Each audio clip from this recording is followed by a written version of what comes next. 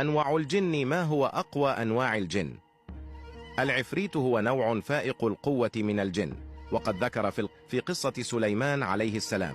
وغالبا ما يكون العفريت مرتبط بالعالم السفلي، كما أنه متماهيا مع أرواح الموتى. وقد شاع في الثقافة الأوروبية بأن له صلة بالأماكن التي تحفل بالشر والأذى. من هو شمهروش؟ هو ملك وقاضي قضاة الجن ورئيسهم فوق الأرض، وهو أحد ملوك الجن السبعة وأكبرهم سنا، ويعتبره البعض بمثابة الأب الروحي للجن الأرضيين.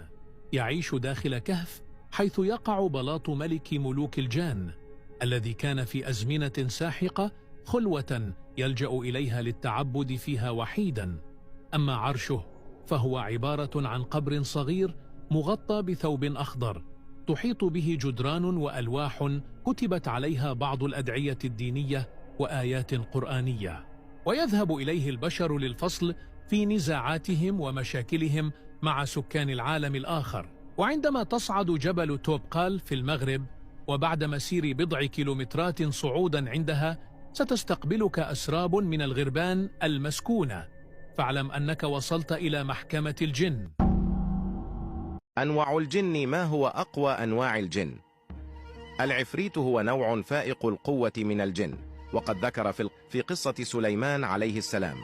وغالبا ما يكون العفريت مرتبط بالعالم السفلي، كما أنه متماهيا مع أرواح الموتى.